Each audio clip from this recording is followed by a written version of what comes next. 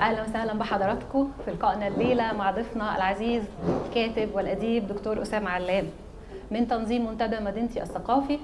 المنتدى اللي اسسه استاذ زياد الشاذلي، واللي الحقيقه هو كل الفريق بتاعه مجهوداتهم واضحه جدا في التنوع والابتكار، وكل فرد من افراد الاسره سواء في مدينتي وحتى في الاماكن المحيطه بينا دايما بيلاقي فعاليات المنتدى الحاجه اللي تشده واللي يحب يحضرها. لقائنا الليله لقاء خاص جدا مع الكاتب أسامة علام. عادة أنا بعرف الضيف، بس هترك هذه المهمة له لأن هو هيعملها أحسن مني بكتير. بس حابة في الأول أتكلم عن كتابة أسامة علام اللي هي ليست كأي كتابة حقيقي، ودي مش مجاملة أو مبالغة مني، دي حقيقة بيشوفها كل قارئ من أول شابتر بيقراه في أي قصة من قصصه الجميلة، سواء الروايات أو القصص القصيرة. مشواره بدأ من 2007، كتب عدة أنواع مختلفة من الكتابات، حتى بوستاته على الفيسبوك وأكيد كتير من حضراتكم بيتابعوا تكون في منتهى الجمال.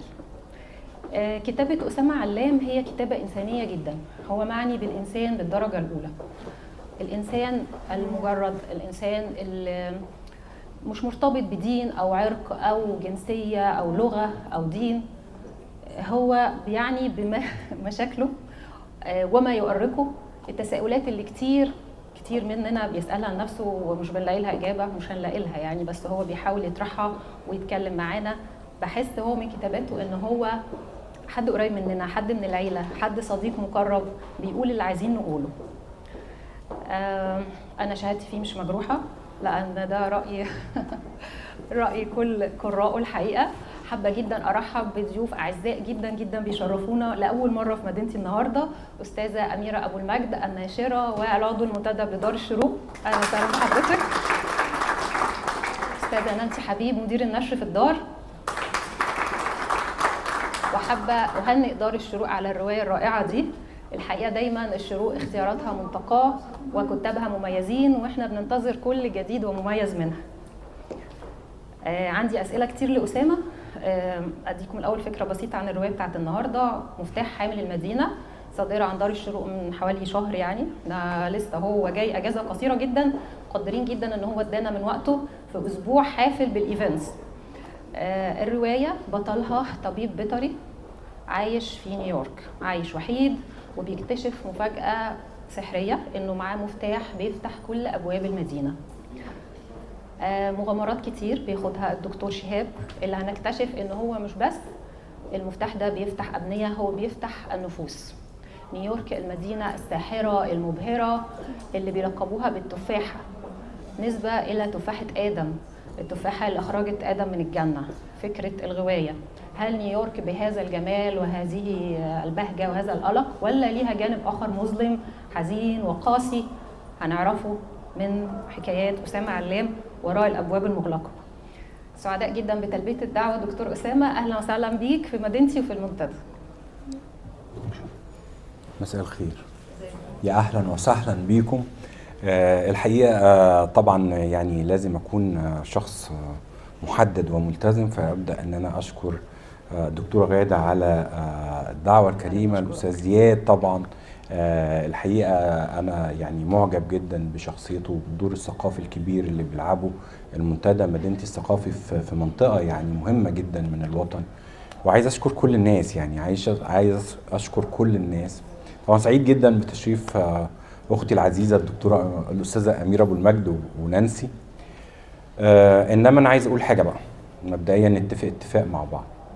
أنا جاي من نيويورك أسبوع، وانا ما عنديش عيله كبيره قوي في مصر، فانا بتعامل مع الناس ان هم كلهم من عيلتي وان كلهم صحابي. فانا دايما يعني بقول ان انا ببوظ الندوات، واتمنى ان انا اعرف ابوظ الندوه دي كويس. هتشوفوا ندوه مختلفه عن كل الندوات. طيب نبدا. انا عايز اعرف نفسي تعريف كويس. فكان يا مكان يا سعد يا اكرام، واحد اسمه اسامه. سافر كتير. ازاي بقى؟ انا اتولدت في ليبيا، طرابلس، بسبب يعني شغل والدي رحمة الله عليه. وبعدين اتربيت في سلطنة عمان في مسقط، وعشت شوية بين مسقط وصلالة ومدينة صغيرة اسمها السيداب. وبعدين بعد كده سافرت، دخلت الجامعه في مصر، فانا من المنصوره وكان جامعتي في الزقازيق، انا طبيب بيطري بالاساس. وبعدين سافرت فرنسا، تولوز، سود دو فرانس، جنوب فرنسا، عملت الماجستير. وهناك كان ليا تجربه لطيفه جدا، اتعرفت على النص الغربي من العالم العربي، فانا بفهم كل اللهجات، يعني المغاربه والتوانسه والجزائريين بفهمهم جدا. وبعدين العيله كلها، انا وزوجتي العزيزه واولادي، كان عندي وقتها يوسف ومصطفى، انا عندي 3 ولاد، ربنا يخلي ولادي وولادكم. سافرنا على مونريال، عملنا هجره لكيباك في كندا. وبعدين عملت الدكتوراه في كندا، انا عملت الدكتوراه بتاعتي في الاتش اي في، في الايدز عند البني ادمين، مع ان انا دكتور بيطري، وبعدين هندخل في الحكايه دي بعدين. ودرست اميونولوجي مايكروبيولوجي، وكنت راجل ساينتفك جدا، عندي 12 بابليكيشن في فيري هاي ريتد يعني جورنالز. وبعدين في يوم رجعت لإيمان مراتي، قلت لها انا بحب الحيوانات اكتر من بني ادمين، فانا ما كنتش هشتغل في الحكايه دي، وهعمل اللايسنس بتاعتي وهبقى دكتور بيطري في كندا. وقتها ما كانش عندي فكره كبيره قوي عن فكره الطب البيطري، فكان لازم ابراكتس في سموير يعني. فسافرنا، العيله كلها سافرت على مدينه اسمها ادمنتون، متابعني من زمان ومتابع بوستاتي، كنت دايما اقول ادمنتون اللعينه، لانها هي اخر مدينه في خط عرض في العالم قبل القطب يعني. فكنا بنشوف الشفق القطبي بالليل، والمدينه فيها حاجتين يعني مميزتين جدا. اكتر كائنات موجوده هو الارانب والكيوتيز. الكيوتي ده نوع من انواع الديابه، اللي هو مش الديابه بتعيش في تجمعات، الكيوتي دي منفرد. والحمد لله اسرتي ما قدرتش ان هي تكمل، ورجعوا بعد سنه على مونريال وانا كنت موجود في ادمنتون. بعدين سافرت على امريكا، وحضرت امريكا، سافرت امريكا من 7 سنين. فكنت في نيوجيرسي، فرحت الاول بلد اسمها وود بريدج، وبعدين قعدت سنه، وبعدين ولنجنتون قعدت فيها سنه، وبعدين ناطلي سنه، وبعدين يعني ربنا كرمني وبقى عندي مستشفى في نيويورك، في كوينز، في حته اسمها ماسبث. ونقلت على نيويورك، وانا عايش دلوقتي في لونج ايلاند، فاللي هو طول الوقت قاعد الف من مكان لمكان لمكان. الحكايه دي خلت عندي تعرض كويس قوي للبني ادمين، وخلتني افهم ان الوحده الاساسيه لبناء الكون هي الانسان، هي البني ادم. انا ليا اصدقاء من كل دول العالم الحقيقه، وبشتغل في كوينز اللي هي يعني عندنا حاجه بتاعت 400 لغه جوه كوينز. فممكن عادي جدا يكون الكشف الاولاني حد جاي اسره من التبت، والكشف الثاني من بروجواي، والكشف الثالث من المغرب، والكشف الرابع من مصر، والكشف الخامس وايت امريكان ليدي، وهكذا يعني. فطول النهار قاعد يعني. انا بكتب، بالنسبه للكتابه انا بكتب من 2000. نشرت اول روايه ليا سنه 2007 باسم واحد الزهور السوداء، وبعدين توالت الروايات يعني والكتب القصص القصيره وكتب المقالات وهكذا. طبعا انا سعيد الحظ جدا ان انا اكون ككاتب يعني بنضم لعائله مهمه جدا في النشر، اللي هي عائله دار الشروق، اللي انا بعتبرهم الحقيقه. انا عندي مشكله ان انا ما عنديش قرايب كتير يعني. انا في مصر، انا اولادي عايشين في كندا وزوجتي، وانا ملياش حد هنا غير والدتي ربنا يديها الصحه طول العمر واخويا. فارتباطي هنا بالناس عن طريق الاصدقاء، وده اللي بيخليني المحفز ان انا اجي اشوف الناس واتصاحب وهكذا. وعندي مقولة مشهورة ان انا بقول او بعرف المصريين بانهم شعب الله الحنون. احنا كمصريين عندنا حنية كده مش موجودة في كل الشعوب. شكرا. تجربة حياة سرية جدا وعاش في عدد من المدن كبير جدا وعدد من البيوت كبير جدا، بس ما هنحكي. حامل مفتاح المدينة، الطبيب البيطري المصري المقيم في نيويورك، وكأنك تتحدث عن نفسك وسميته شهاب منير. بيلاقي مفتاح بالصدفة، بيكتشف انه بيفتح كل ابواب المدينة، ورا كل باب في حكاية غريبة بتقود لحكاية اخرى، في حبكة جميلة الحقيقة جدا. اللي قروا الرواية كتير من الموجودين قروها وعارفين قد ايه يعني سحرها، الواحد بيمسكها مش بيقدر يسيبها من ايده لما تخلص. يعني هي نوفيلا اقل من 200 صفحة، وانا شايفة ان ده اتجاه محمود جدا، لان في العصر اللي احنا فيه ده برضو ما حد فاضي يقعد يقرا 500 صفحة وحاجات كده، خصوصا ان انت قلت كل اللي انت عايزه في عدد الصفحات دي. الفكرة دي وهي فكرة عبقرية وسحرية وتبدو بسيطة، لكن انت هنا خدتها لمستويات اخرى. جات لك منين بقى؟ طيب هو الدكتورة غادة بس بتديني حاجات بتقول لك فكرة عبقرية وبتاع. هو اللي حصل انا عندي حدوتة. يعني اللي حصل انا كان عندي دكتور شاب صغير اسمه محمد رفاعي من اسكندرية، والاسكندرانية في كل حتة، كلهم في نيويورك الحقيقة. فمحمد وقتها انا كنت عايش في نيوجيرسي، بشتغل في المستشفى بتاعتنا 3 ايام، وفي مستشفى تانية كنت كاتب معاهم عقد في نيوجيرسي 3 ايام. فاحنا مقيمين في الشقه بتاعتي، ومحمد معهوش ورقه، جاي 6 اشهر، واحنا بيشتغل معانا از تكنيشن، بنديله فلوس من تحت الترابيزه، وهو انا بحبه، يعني انا بعتبره زي ابني.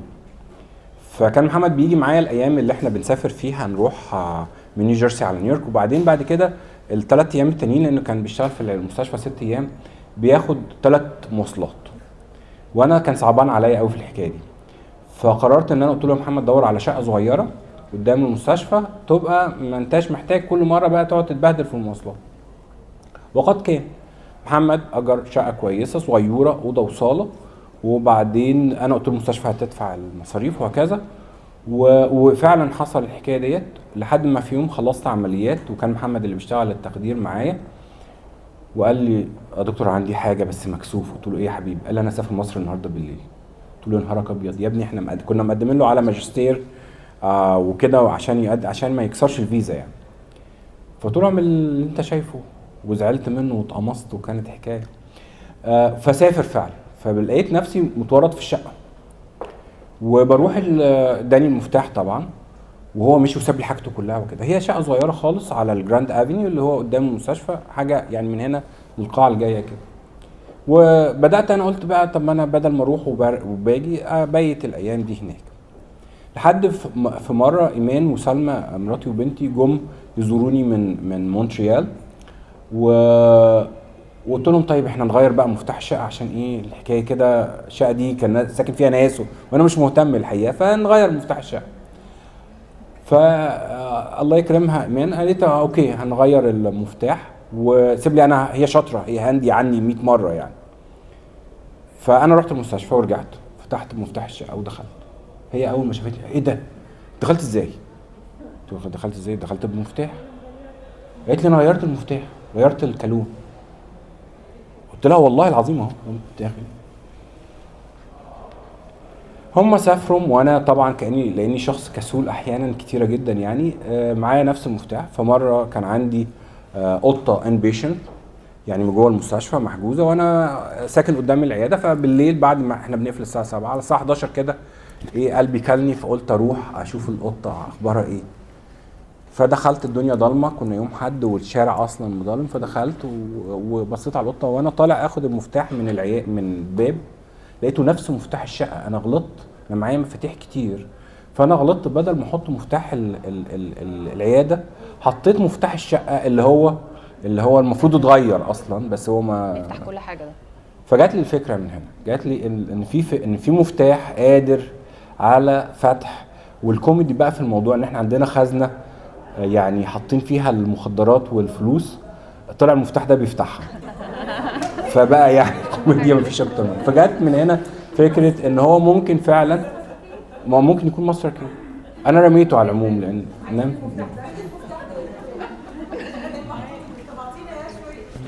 محتاجينه فعلا. اللي قرا من حضراتكم الروايه شاف شخصيات دكتور اسامه، والحقيقه دي برضو متكرره في معظم اعماله. احنا عاده بنشوف الكتاب بيبقى مثلا الابطال طبيب، مهندس، محامي، فلاح، حاكم دوله، ملك، وزير، whatever. ابطال اسامه علام ناس غير مرئيه تماما. في بطله مثلا هنا ست شارده تماما، بتقف في الشارع شارده في اللا شيء، ما بتتكلمش مع حد خالص. واحد مشرد هوملس لابس ملابس رصه وسايب شعره يطول. في حد اللي هو بيحرك عرايس الماريونات في المسرح، كلنا بنشوف العرايس ما بنهتمش نشوف مين اللي بيحركها.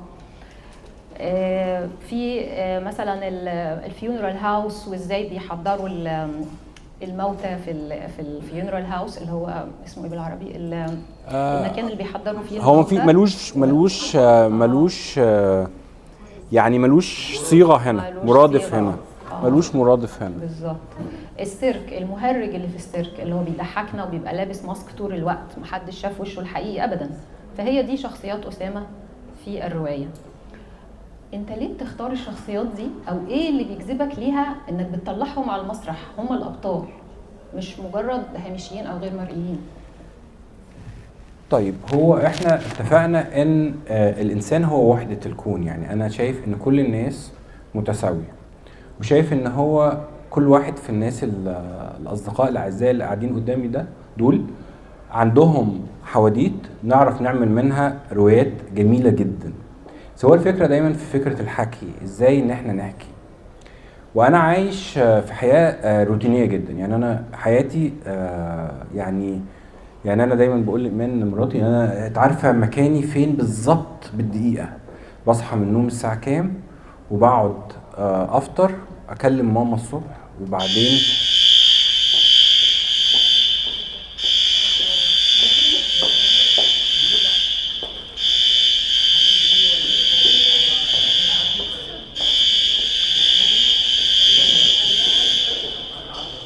طيب الو، ايوه كده كويس، بيرحب بيك بس. طيب، يعني جميل والله. احنا عند يعني في امريكا لو ده حصل كله هيجري، ولو حصل عندنا في العياده بقى بيبقى فيه الحيوانات في الاقفاص، فما ينفعش فيهم حد يطلع من غير ما ياخد، هتلاقي كل واحد واخد قطه او كلب وطالع يجري بيه. فما علينا. فبصحى الصبح اكلم ماما لازم تتصل بيها مرتين، مره الصبح ومره بالليل وانا خارج من العياده يعني. وبعدين بعد كده بركب العربيه بكلم ايمان، وبعدين بعد كده بروح المستشفى، بعدين قاعد في المستشفى من الساعه 10:30 11 لحد الساعه 7 8 لو مفيش عندنا يعني طوارئ وكده، لان الطب البيطري فيه طوارئ كتير بس انتوا مش واخدين بالكم. وبعدين بخلص بروح ليتل كايرو اللي هي حي استوريا في نيويورك. ف بقعد اشيش، وبقعد في قهوه اسمها جاسمين لاونج او قهوه الياسمين، وكل اللي شغالين فيها من بنها. وبسمع كميه مهرجانات انا ما بسمعهاش هنا. يعني انا هنا بقالي اسبوع ما سمعتش كميه المهرجانات دي. وطبعا هناك يعني ممكن تاكل بقى اللي انت عايزه، يعني اكل مصري. ده انا لقيت واحد شاري مغات من نيويورك، فالحي عربي جدا، وبفتح اللابتوب بتاعي وبقعد اكتب او اقرا او هكذا. ده دايما، وبعدين اخلص اروح البيت وهكذا. فانا حياتي رتيبه جدا، او يعني هو نفس اليوم انا قاعد طول الوقت اعيشه. الدكتوره غاده بتسال على ليه انا بختار الشخصيات دي. الحقيقه يعني من نعمه ربنا عليا ان انا عندي عين شويه فوتوغرافيه، وانا ما بشوفش العادي.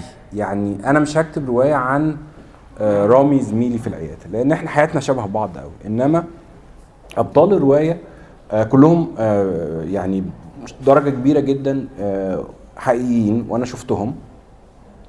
وكان في مثلا لما ارجع بالليل، ايام ما كنت قاعد لسه في الشقه الصغيره دي قبل ما انقل اللونج ايلاند، كان في ست هي هوملس، بس هي هوملس شكلها نظيف شويه، وبتقف قدام محل بيبيع عجل وحاجات عجل وهكذا، وهي شارده، لدرجه ان انا قعدت كل ما اعدي عليها اقول الست دي بتبيع مخدرات، طب الست دي واقفه مستنيه حد هكذا. فدي بقت كاركتر عندي. فمعظم الكاركترز احنا ما ينفعش اعمل فن جميل من غير ما اجيب كاركترز مختلفه. يعني احنا عندنا يعني مثلا الشحاذ لنجيب محفوظ، يعني كل ما يكون في كاركتر. يعني مثلا ماركيز لما جاي يعمل 100 عام من العزله كلهم كاركترز. انما الناس العاديه اللي هي بتصحى الصبح تروح الشغل وترجع تتغدى وتنام هنا، يا سعادتكم في مصر بتناموا بعد الظهر. ما بيحصلش الكلام ده. ما عادش الكلام يعني ده، كان زمان. انا ذكرياتي كان زمان بخلص شغل واروح انام وبتاع. مفيش الكلام ده في الغرب. والله. فالحكايه ان هو مفيش يعني الناس العاديه اللي هي بتعمل نفس الحاجات كل يوم ما يهمهاش ماده روائيه. الادب والفن والجمال هو يختار مواضيع ذات حساسيه تثري الثقافه. فانا بتكلم على مثلا بطل عندي لاعب ماريونات. الماريونات دي حاجه جميله جدا، السيرك حاجه جميله جدا. فانا دايما غصب عني ما بعرفش احكي حدوته عاديه، لازم تكون فيها اللي انا يعني انا كأسامة شايف ان هو يستحق الحكي. لا ده جميل جدا، وعشان احنا كقراء نلاقي ادب مختلف كمان وشخصيات مختلفه وحواديت تانية. احنا انضم لنا يعني صاحب مكان، مش هقدر اقول ضيف عزيز جدا، المهندس وائل الديب نائب رئيس مجموعه طلعت مصطفى. اهلا وسهلا بحضرتك. اهلا وسهلا بحضرتك. والباشمهندس وائل الحقيقه يعني مجهوداته واسهاماته ودعمه للمنتدى من اول يوم هو اللي مخلينا نكمل ومخلينا نقدم لكم كل الحاجات اللي بتنال اعجابكم، فبنشكره شكرا جزيلا. نيويورك، انت اخترت نيويورك تكون مسرح احداث الروايه. نيويورك المدينه اللي احنا بنشوفها براقه وجميله ومبهره، لكن هنا ليها وجه تاني. نيويورك هنا برضو مش مجرد مسرح روائي، انا حاسه وكانها شخصيه من شخصيات الروايه، وكانها هي لاعب معانا في اللعبه. ازاي عملت ده؟ وهل شايف ان الروايه دي كان ممكن تكون في مدينه اخرى، ممكن تحصل في اي مكان تاني في العالم؟ ده سؤال جميل. الحقيقه انا حامل مفتاح المدينه الروايه السادسه لي، والكتاب يمكن العاشر. وانا زي ما قلت قبل كده انا عشت في مصر، وعشت في تولوز في جنوب فرنسا، وعشت في مونتريال، وعشت في نيوجيرسي، وعشت في نيويورك. الحقيقه في علاقه بالنسبه لي انا، يعني انا ما اعرفش، انا اعرف احكي على تجربتي. انا مؤمن بنظريه ان ما ينفعش الكاتب يكتب عن حاجه ما عاشهاش. الكاتب لازم يكون اعرف اكتب يعني انا ما اعرفش اكتب روايه عن الثوره المصريه مثلا، لان انا ما كنتش موجود هنا في ايام الثوره. انا اقدر اقول اصداء الثوره المصريه في مغيال لما كنت انا في مغيال، انما انا ما اعرفش اكتب عن ريحه عن حياه الفلاحين لان انا ما عشتش في الارياف. فانا بكتب على اللي انا اعرفه. ودي اول روايه تظهر فيها نيويورك. يعني انا كتبت واحد الزهور السوداء في الاول ما كنتش سافرت مصر، وكانت عن سيوه، وكنت زرت سيوه واثرت فيا جدا 2007.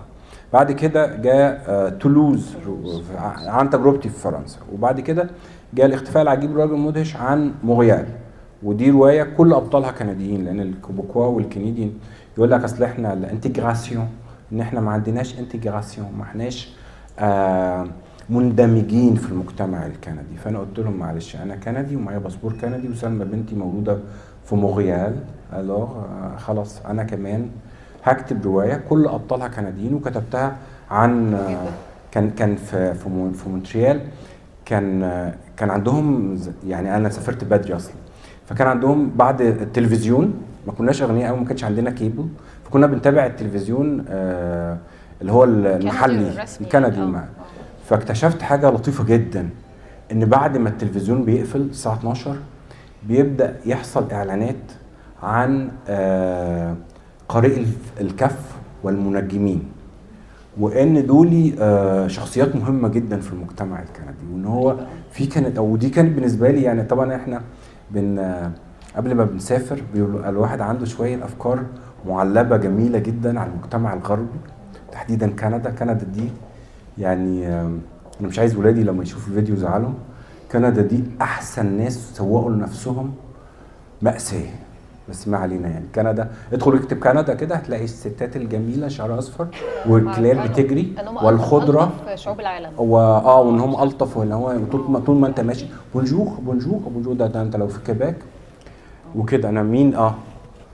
حضرتك قلت لي ابن حضرتك ساكن في، انا فاكر لما كنت بنزل باجي مصر، فطبعا مصر جميله وزحمه وناس بقى، وتقابل اي حد يعني تقعد معاه نص ساعه بقيتوا صحاب وتبادلوا التليفونات. فانزل من مصر انزل مطار تريدو في مونتريال، فمفيش ناس، مفيش ناس. انتوا وديتوا فين الشعب؟ مفيش ناس.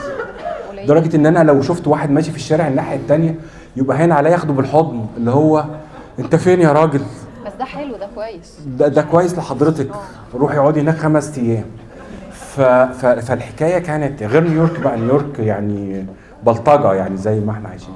فكان بعد كده روايتي اللي هي الاختفاء العجيب، وعملت روايه كل ابطالها كنديين لان انا مواطن كندي ومن حقي ان انا اعمل الكلام ده. وبعد كده فدي كانت عن مونريال، وبعدين الحي العربي كانت عن مونريال لان انا كنت عايش في مونريال. فكرتها ببساطه ان العرب خدوا استقلالهم، يعني في عندهم حته اللي هي في الغرب في الشرق بتاع مونتريال كلها عرب، مغاربه وتوانسه وجزائريين وبتاع، واحنا طول ما احنا موجودين في الغرب احنا كويسين قوي، يعني العرب والمصريين تحديدا، بس العرب بشكل عام احنا بنسمع الكلام وبنقف في الطابور وما بندريش الزباله، بنطلع الزباله اثنين وخميس عشان هو المفروض تطلع يوم اثنين وخميس. احنا ناس كويسين جدا، كل واحد لوحده. ما تشوفش مؤسسه عربيه، يعني الهنود ما شاء الله عليهم في امريكا واكلينها.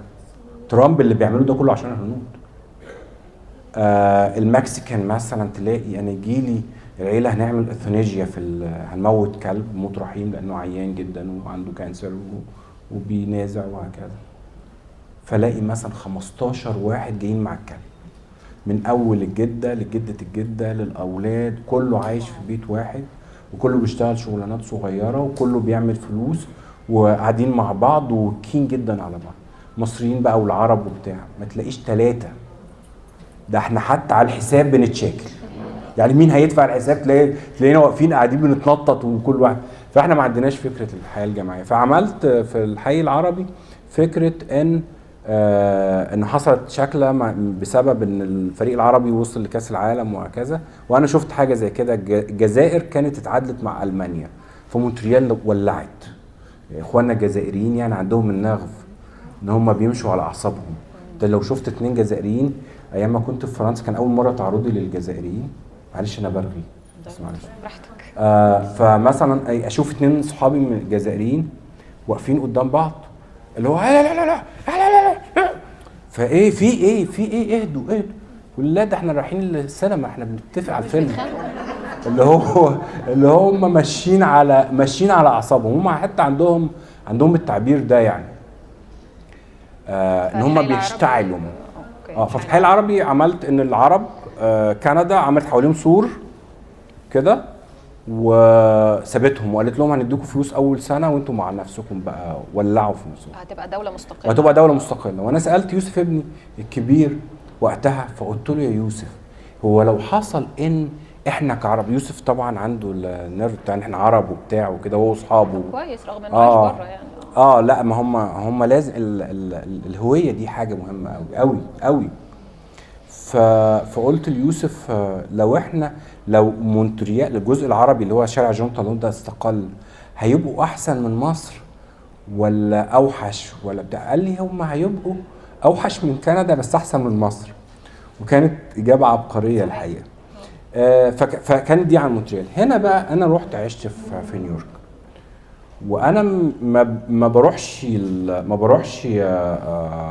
مانهاتن، وما بروحش يعني بروح اشوف برودواي شوز واوف برودواي والحاجات دي لما يكون، بس محدش عايش في نيويورك بيروح التايم سكوير لما حد بيجي لي من مصر لازم اعمل انا التور واروح امشي في تمثال الحريه وتمثال الحريه وتشاينا تاون وليتل ايطالي والكلمتين اللي هم، بس مفيش حد بيروح يتفسح في مانهاتن الا اولادي عشان بيجوا من مونتريال فهم.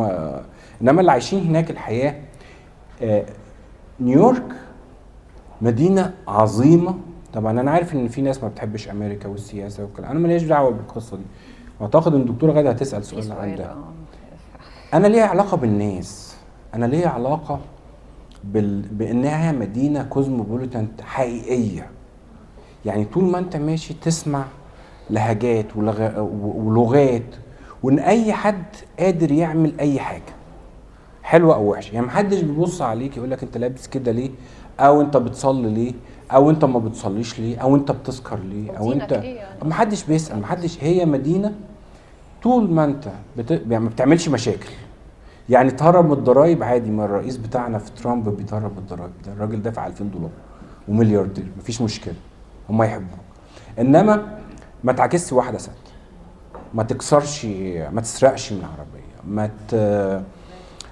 ما تتعاملش بشكل سيء.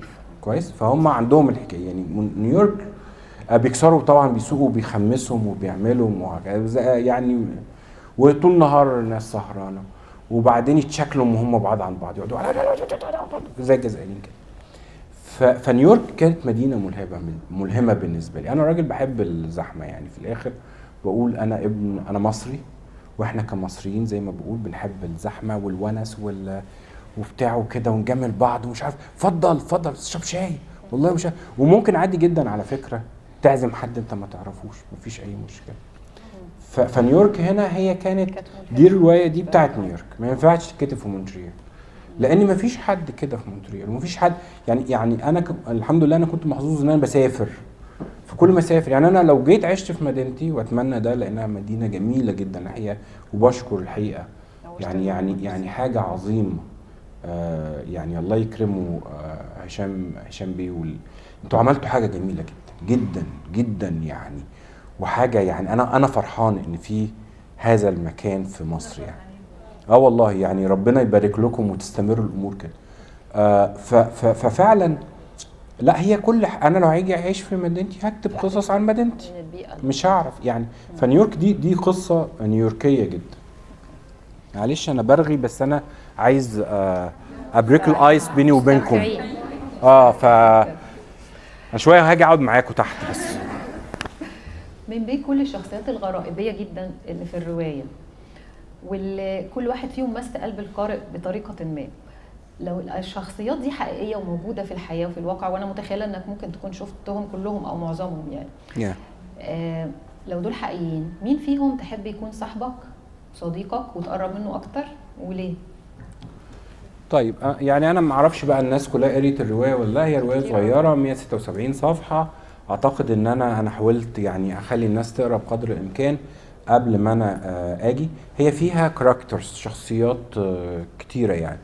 بس انا كان في واحده ست، كان البطل عمل عمله يعني، واعتدى، دخل سرق حاجه وجا من مكان عشان هو فاكر ان هو ده الصح وهكذا، وقاعد لوحده. هو كانت ماريونيت، وقاعد هو في البارك ده انا بقعد فيها يعني، دي موجوده حقيقي، بارك صغيره كده جنب العياده عندنا. فقعد بالليل وهو معاه الماريونيت، وبعدين اكتشف ان هو اتورط. يعني ليه انا عملت كده؟ يعني المفروض ما كنتش اعمل الحكايه دي. فجت ست عجوزه الساعه 2 بالليل، قعدت جنبه. دي هتعرفه من نفسها ان هي دكتوره نفسيه اشتغلت 50 سنه مع المجانين. فبتقول له انت كنت بتكلم نفسك، هو كان بيكلم العروسه، فلا المجانين بيعملوا كده. وقالت له انت تعرف ايه عن المجانين؟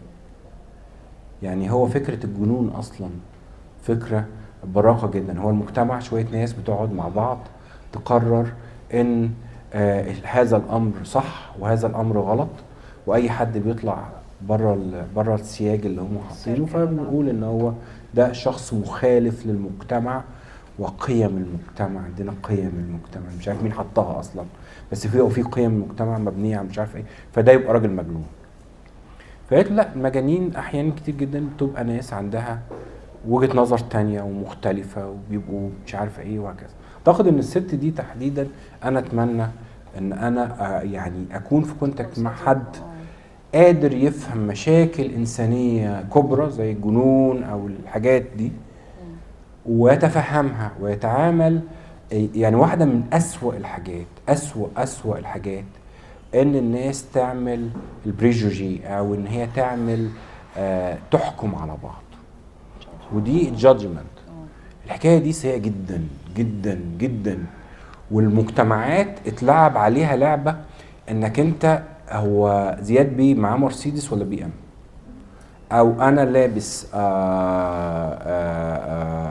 مايكل كورس ولا لابس المظهريه وبقى ان الشخص يتم تعريفه وتقديمه في المجتمع دون السماع لافكاره عن طريق هو لابس ايه، ويبقى انا ولادي في مدرسه كذا، فدي تبقى حاجه كويسه. بس هل ولادك بيحبوا ان هم يدرسوا ده ولا لا؟ او انا عايش في الحته الفلانيه. وانا لما باجي مصر الحقيقه الحكايه دي بتزعجني، وحتى في نيويورك عندنا يعني كوميونتي مصر بقى والدكاتره في بعض وبتاع مش عارف ايه، فتلاقي بقى واحد قام داخل كده وقام رامي الميداليه الذهب اللي هي بعلامه مرسيدس، على فكره دي كهرباء، ماشي يعني انا بالنسبه لي ولا اي حاجه كويس.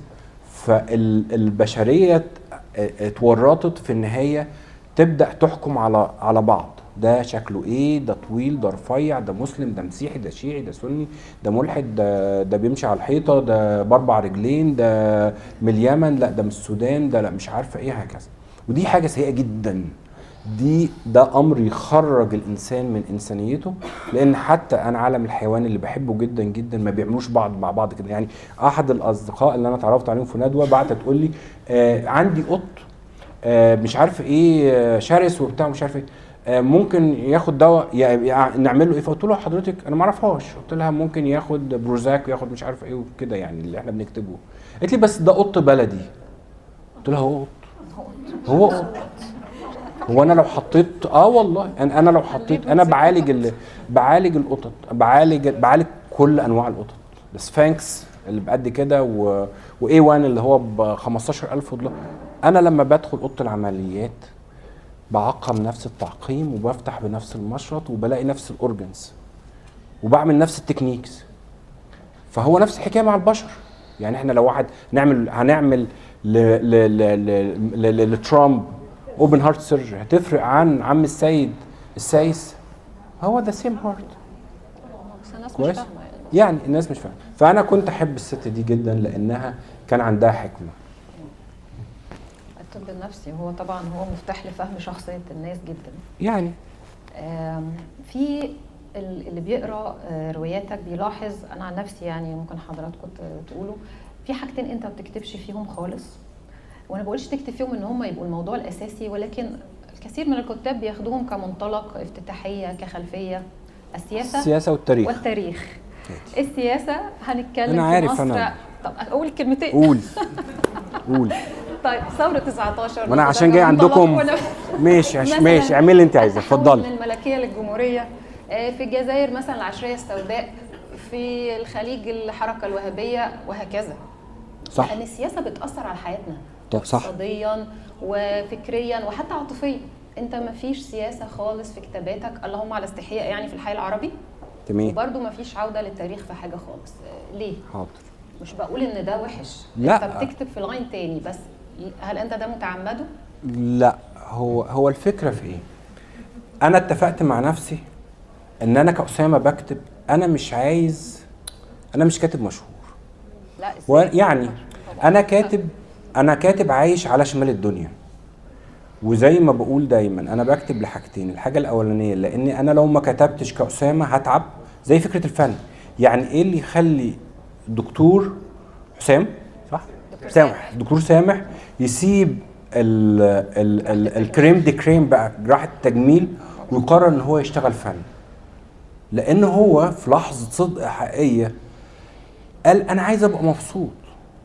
يعني مهم جدا ان كل واحد، احنا بنعيش عمرنا كله، كنت لسه بتكلم على حكاية الماركات والبتاع وكده، بنعيش عمرنا كله عايزين نعجب الاخرين، وخاصة بقى وده الفخ الكبير، نعجب ولادنا ونعجب ازواجنا او البارتنرز بتوعنا والكوميونتي بتاعتنا، وابقى شاطر عشان بابا يفتخر بيا، وابقى كذا عشان ولادي يبقى مش عارفه ايه، او ان انا اجيب لولادي عربيات حلوه عشان يبقوا في وسط ولادهم. طول ما انا عايش ولادي ما ناقصهمش اي حاجه. وبننسى ان احنا نبص جوه وان مفيش حد، ان احنا طول الوقت رغم كل مسؤولياتنا الشديده جدا والتزاماتنا ان احنا نبقى قدام الناس كويسين، مديري في الشغل، جاري، القسيس ابونا في الكنيسه او الشيخ الجامع او جدي او حماتي او بتاع، ان انا طول الوقت قاعد مهتم ان انا ابقى الراجل كويس، القدوه اللي مش عارفه ايه هكذا، وبنسى الشخص اللي عايش جوايا، الشخص الوحيد بالفعل اللي موجود معايا 24 ساعه في 24 ساعه. كل واحد فينا للاسف ما بيبصش لجوه، وبالتالي بنقرص على نفسنا ونقدم تضحيات ونعمل مش عارفه ايه وكده. انت عايش مع نفسك، يعني في شخص جوه لازم ان انا ابص عليه الاول. فانا بكتب عشان الكتابه بتخلي اسامه اللي عايش معايا انسان متزن ومستريح وبيعرف يعبر عن نفسه. انا في الروايه اقدر امشي على الحيطه، او اعمل زي احمد مراد لما عمل الفيل الازرق، او اعمل اللي انا عايزه، اقتل، مهرج في السيرك، اشتغل مهرج في السيرك. وده احد احلامي، يعني ان انا بشوف حكايه التهريج في السيرك دي جميله جدا جدا. يعني احنا برضو عشان احنا جادجمنتال كوميونتي، يعني ده مهرج، ماله المهرج، ماله يمكن المهرج ده اسعد مني، يعني هنرجع لقميص السعاده يعني. طب التاريخ والسياسه ما انا هرجع لحضرتك. السبب الثاني ان انا بكتب عشان انا ملياش صحاب كتير، وكل مره بكتسب قراء فبكتسب اصدقاء، فلما بنزل مصر وابقى فرحان ان انا عندي صحابي اللي اتعملوا عن طريق الكتاب. التاريخ والسياسه انا بكتب، يعني حضرتك ما سالتنيش انت ليه ما بتكتبش في الطبخ وادوات الصيد؟ انا بكتب على اللي انا بعرفه، انا مش مهتم بالسياسه. انا شايف ان السياسه دي كلها في ناس بتفهم فيها اكتر مني، صح؟ انا ما بكتبش في الدين، لان انا مش هقعد اقول للناس اللي لابسه حجاب احسن من اللي مش لابسه حجاب، مش شغلانتي اصلا، انا مش مهتم. انا راجل لما قلت المقدمه الطويله العريضه دي بتاعت ان انا التزامي النفسي والصحاب وبتاع، انا بكتب اللي هيريحني، اللي بعد ما بخلص وبقرا النص كده اقول الله يا سمسم الحلاوه دي، بس اللي يبسطك انت. مش مهم بقى، مش مهم بقى. بعد كده خدنا جايزه ما خدناش جايزه، ناس دخلت شتمتني على الجود ريدز، انا مثلا عندي حد على الجود ريدز راحت لروايه من الروايات المكتوبه اداني نجمه، فبشوف مديني نجم ليه؟ قال لي تاني روايه اقراها للكاتب عن مونتريال. ماشي يا عم، ربنا يوفقك. ما عندناش حد كتير بيكتب عن مونتريال. لا انا مش شغلانتي كويس. انا راجل دكتور الحمد لله، يعني معايا ماجستير من فرنسا ودكتوراه من كندا، وكنت بدرس في الجامعه، وعندي مستشفى بتاعتي في نيويورك، انا متحقق. انا مش مستني الكتابه تعمل لي تحقق، انا مستني الكتابه تعمل لي اتزان، وبالتالي هكتب على اللي انا عايزه. لا انا بحب السياسه ولا بفهم فيها ولا التاريخ، يعني المؤرخ الكبير الاستاذ مدحت يكتب عن التاريخ، ده راجل بيحب عمره كله مقضيه في التاريخ. انا يعني هضحك عليكم، هجيب سعد زغلول واعمل 1919 معلش معانا الشروق، وانا ما عشتش ولا شفت. انا اكتب على اللي انا عارفه عشان لما او انقل الاحساس بتاعي انتوا تصدقوني، ما تقولوش الراجل ده نصاب. انا ما كنتش بقولها خالص من باب الانتقاد، هي ملاحظه. لا انا زعلت. لا انا زعلت ليه يا دكتوره؟ انواع الكتابات المختلفه بتسري يعني الكتب والروايات عامه. وطبعا معانا يعني المؤرخ العلامه جارنا في مدينتي، الكاتب الكبير والمؤرخ استاذ مدحت عبد الرازق، مشرفنا. هو قليل الظهور جدا، لكن يعني النهارده بصراحه ومبسوطين جدا بوجود حضرتك معانا. استنى كمان عشان الدكتوره دينا كاتبه عن الفراعنه، فانا مش قصدي والله، بس انا بكتب بس انا بكتب على اللي انا اعرفه. دكتوره دينا القمحاوي صيدلانيه وكاتبه، وطبعا هي باحثه في تاريخ قدماء المصريين، وعامله لنا روايه رائعه اسمها ابناء سخمت، بنات سخمت. واستاذ مدحت عبد الرازق طبعا في متسرايم تاريخ على العائلات اليهوديه في مصر الملكيه، في كتاب عن اتاتورك، في كتاب عن قيام دوله الكيان الصهيوني. كل اعماله صراحه في منتهى القيمه، يعني معانا كتاب كتير يعني ما شاء الله. أنا حابة برضو أعرف حضراتكم حاجة هامة جدا، عشان الكثير من القراء يعني يدينون لدكتور أسامة بالفضل في حاجة مهمة حصلت السنة اللي فاتت. لو تفتكروا حضراتكم في شهر 6 السنة اللي فاتت كان لنا شرف أن استضفنا الكاتب والأديب الكبير دكتور محمد المخزنجي بعد غياب سنوات عن الإعلام، وحتى بعد الندوة دي رجع تاني المعتكف، ويعني هو معتكف للقراءة والكتابة فقط، ما ظهرش في حاجة أبدا. فالفضل في ده طبعا للدكتور أسامة، فاحنا يعني بنشكرك شكرا جزيلا على إتاحة هذه الفرصة العظيمة اللي يعني ما بتتكررش الله كتير. يخليك. دكتور المخزنجي هو الأب الروحي للدكتور أسامة، وهو يعتبر ابنه النجيب يعني بصراحة. الله يخليك.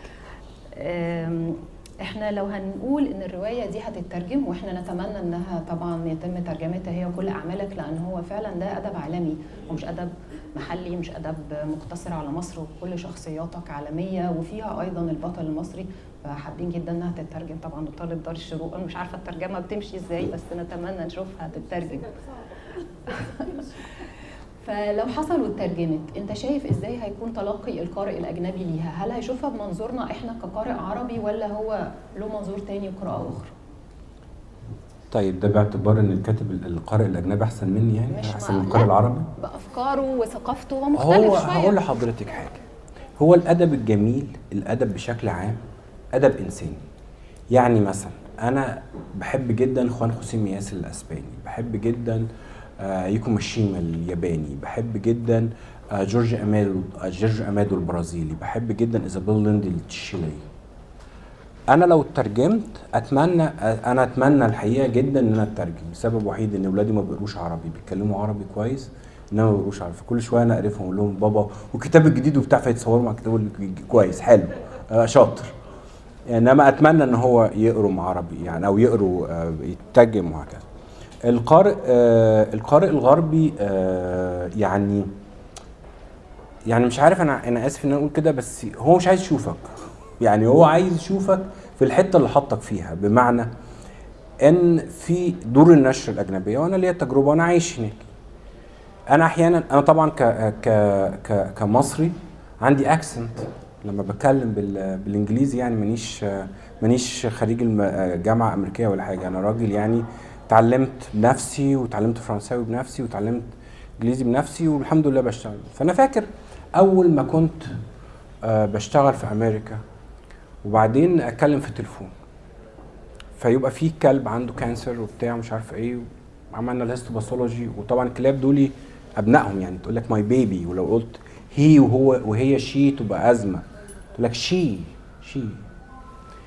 فلما كنت اتكلم في التليفون، نعم كراميلا مش بتعملي معايا كده؟ طبعا اهو الارتباط بالحيوانات قوي جدا. فانا يتصلوا بيا، انا اللي خدت البيوبسي وعملت العمليه اصلا، وبعدين فترد عليا وايت اولد ليدي امريكان ليدي، الو، قول لها والله الكلب بتاعك عنده كذا كذا كذا كذا. تقول لي وات؟ اقول لها حضرتك الكلب عنده ماست سيل كارسينوما وهيبقى مش وات اي دونت اندرستاند يو وات. طيب هنوطوط لحظه واحده، اقوم نادي على اي حد امريكاني، دكتوره زميلتنا، يا فلانه كلميها الريبورت اهي اقراه لها مش ناقص وجع دماغ. تقول لها، قالت لها انا ما اعرفش اعمل ايه. طب النكست ستيب ما اعرفش اعمل ايه ده. قالت لها طيب وبعدين مين يعرف؟ تقول لها الدكتور علام، هو ده السبيشاليست بتاعنا، هو ده الراجل الاستشاري اللي هو شغال، ده هو استاذنا. فانت مش انا فعلا ما اعرفش اعمل. انا بتبدا تسال اسئله كتيره جدا. دكتور علام لو سمحت روح كلمها. يا ستي ما بتفهمنيش، عندي اكسنت عندي اكسنت. فاقول الو وابدا اشرح، فسبحانك يا رب تفهم اللي ما كانتش فاهمه وقاعده تقول لي وات يو ار انديان بدات تفهم كل كلمه انا بقولها كويس. في زرار التغير. الغرب عايز يشوف اللي احسن منه، يعني احنا كناس مهاجرين في الغرب، وما اعرفش حد عايش في الغرب، او انا عارف ان الباشمهندس ناصر مثلا شافها، مش هيديلك فرصه تتساوى فيها انت وابنه. انت لازم تكون احسن من ابنه 10 مرات عشان تاخد الفرصه دي، ويبقى طول الوقت هو مش قابلك. يعني هو مستغرب، يعني ايه يعني انت يعني انت جاي من مصر او جاي من الهند او جاي من البرازيل او انت نيويورك ما فيهاش دي قوي لانها قلنا ان هي كوزموبوليتان كبيره. فالقارئ الغربي عايزني اكتب روايه يطلع فيها الست المقهوره زي خالد حسيني كده، طائره ان الست المقهوره اللي جوزها بيضربها واللي مش عارفه ايه والعلاقات والتلصص وان الحريم بيبقوا عاملين مش عارف ايه وكده. اعظم اسهل حاجه لاي كاتب عايش في الغرب ان هو يبقى يتحقق جدا ان نعمل قصه بين بنت مسلمه ابوها راجل متدين بيكتشف العلاقه بينها وبين حبيبها او البوي فريند بتاعها اللي هو يهودي، وبعدين بيطلع من صلاه الفجر فيقوم ذبح الولد فالبنت تتحرر وتحول جنسها مثلا ويكتبها كاتب عربي فتبقى هو ده اللي احنا عايزينه. في كده ريسبس جاهزه عشان انا ملياش دعوه، انا بكتب لان انا عايز اكتب وعايز ابسط الناس اللي قاعده قدامي ديت واقول حاجه كراجل راح شاف في الغرب الحياه عامله ازاي لشباب كتير جدا صغير في عمر ولادي واصغر واكبر يقول لك يا رب هجره. يا عم انت فاكر اول ما بتنزل مطار ترودو ولا جي اف كي ولا بتاع بيقول لك ده بص يا حبيبي ده في شوالين اهو، دي شجره الدولارات ودي شجره الذهب، حضرتك اتفضل وشيل. مفيش الكلام ده. فانا بنقل التجربه بتاعتي يمكن حد يفهم او يعني يبقى عملت الدور اللي عليا. بس يعني انا متاكده ان لو اترجم اعمالك اتمنى طبعا حد يقول لا عالمي بقلم مصري كلنا نفتخر بيه يعني. ما فيش كاتب مصري يعني بياخد فلوس من كتابته يعني ما علينا يعني انا بشيش انا بقى حجر معاه يعني مش عايزين نقول يعني فلوس كتير بصراحه يعني عشان نقعد نكتب الادب والثقافه. لا والناشرين في مصر اللي يكون في عونهم يعني السوق كله اصلا يعني الكتاب الروايه ب 200 جنيه اللي احنا ما كملناش $4 كلها. فانا بقعد في القهوه بدفع $20 الروايه بتتكتب في مثلا 150 قعده فاللي هو كده يعني الناس يعني دور النشر الحقيقه الوضع مختلف طبعا. مشروعك الادبي انا ملاحظه في السنين الاخيره في تغير شويه عن الروايات اللي كانت في البدايه زي تولوز والوشم الابيض والحي العربي. اخر 3 اصدارات مجموعتين قصصيتين حلوين جدا وكتبت عنهم قبل كده، صادرين عن دار الشروق، طريق متسع لشخص وحيد وكم مره سنبيع القمر. هو دكتور اسامه نقدر نقول ان هو خلق نوع جديد من الكتابه في رايي، هو مزيج ما بين السيره الذاتيه وادب الرحلات والقصه القصيره. هو موجود بنفسه في كل قصه منهم بيوصف لنا البلد واجواءها، بس برضو في حاجز يعني وكأن ده حد تاني مش هو. توليفه رائعه جدا وتجربه فريده في القراءه حقيقي. فهل في تغيير ده انت قصده في ال3 اعمال الاخيره ولا شايف يعني مشروعك الادبي ازاي؟ هو انا مهتم بشكل اساسي ان انا افهم نفسي، وبالتالي معظم كتاباتي بتدور حوالين الجيل الاول من المهاجرين، لان الجيل الاول من المهاجرين دول في منتهى العجب يعني دول فصيل نادر. عبد الرحمن مثلا في الحي العربي، زي عبد الرحمن في الحي العربي. احنا كفيرست جنريشن احنا كوميديين جدا، احنا قاعدين طول الوقت على الجسر بين مصر. يعني انا ممكن ايام ما كنت عايش في كندا كان ممكن عادي جدا ان انا بكلم ماما وبتقول لي عندنا والسباك والكهرباء والوصل الكهرباء وبتاع، فيجي تليفون من المدرسه بتاعت بنتي في مونريال فاقول لها يا ماما لحظه هحطك على الهولد، اقوم حاططها على الهولد فابدا اتكلم فرنساوي فتقول لي سلمى جت النهارده متاخره انتوا عارفين هي كويسه مش عارفه ايه وبتاع، تخلص فتقوم متصله الاسيستنت بتاعتي بالانجليزي تقول لي احضر ايه الاول عشان ندخل عمليات. فاقول لها طيب خلينا لو عندنا عمليات مثلا سباي هندخلها الاول ودي كذا كذا كذا كذا واقفل واقوم راجع لماما بالعربي. فانا في نفس الحكايه في 10 دقايق كلمت مصري، وكنت مع السباك وبعدين كنت مع البنت والمدرسه وبعدين كنت مع الاسيستنت والعياده. ده بالعربي ده بالفرنساوي ده بالانجليزي. فالفيرست جنريشن دول حاجه عجيبه جدا جدا جدا يعني. very adapted.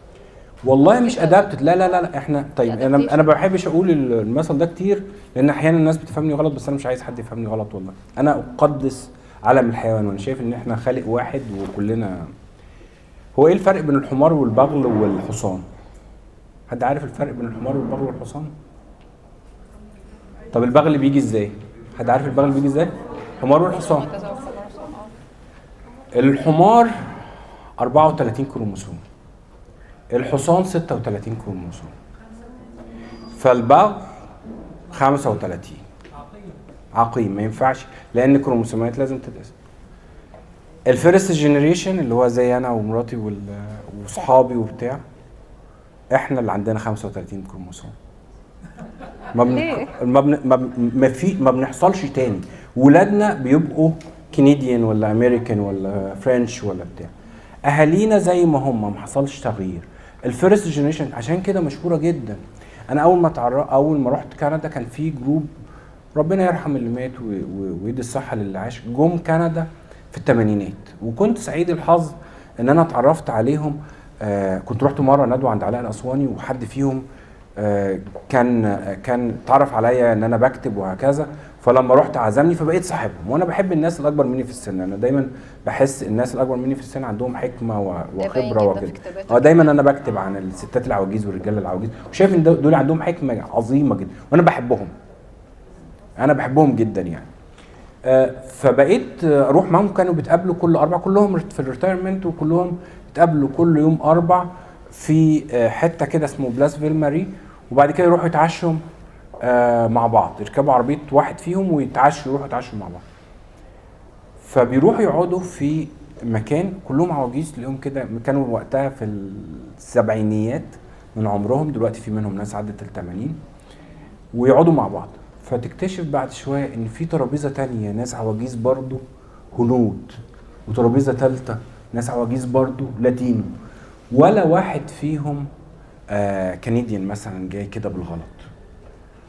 احنا كفيرست جنريشن طول الوقت، ما هو انا مش هقعد يا دكتوره مع واحد صاحبي ونروح نتعشى مع بعض وبتاع، لو احنا نفس الجنريشن هنسمع حميد الشاعري او نسمع ام كلثوم او نسمع وائل جسار او بتاع. لو مع ولادي مش هسمع، ولادي ما شاء الله بيسمعوا مزيكا حلوه قوي، بس انا يعني بصراحه ذوقهم غريب. مش ذوقك طبعا. وانا اسمع يعني، لو احنا طالعين متورطين كلنا في رحله مع بعض فانا اسمع يعني. انما ال ال ال ال الحكايه دي مهمه قوي، حكايه المشروع الادبي. انا بالنسبه لي شايف ان انا بحاول اكتب كتابه انسانيه عن الفيرست جنريشن من المهاجرين، لان انا واحد منهم، بحاول افهم نفسي عن طريق كتابتي، وشايف ان احنا فصيل متفرد. حصل تطور في الاسلوب الكتابي بتاعي عن من الروايات، يعني تحديدا الثلاث، ودي نقطه في منتهى الذكاء، المجموعات القصصيه. انا كنت بزهق فانا بدخل على، بخلص عياده بفتح صفحه الفيسبوك وبكتب اللي في دماغي، فبكتب قصه واروح، وبعدين طبعا فرق توقيت 7 ساعات، فبصحى الصبح الاقي مثلا في 100 واحد قال لي برافو، قصه حلوه قوي، والقصه دي حقيقيه وبتاع، فيحصل لي شويه ادرينالين. فبدات اتعلم كتابه فيها اختزال. فلما جيت اكتب الروايه دي استخدمت نفس التكنيك، وكان الحقيقه تكنيك مريح بالنسبه لي. ففي تطور طول الوقت. انا نفسي ما اعرفش اكتب الروايه الاولانيه خالص يعني.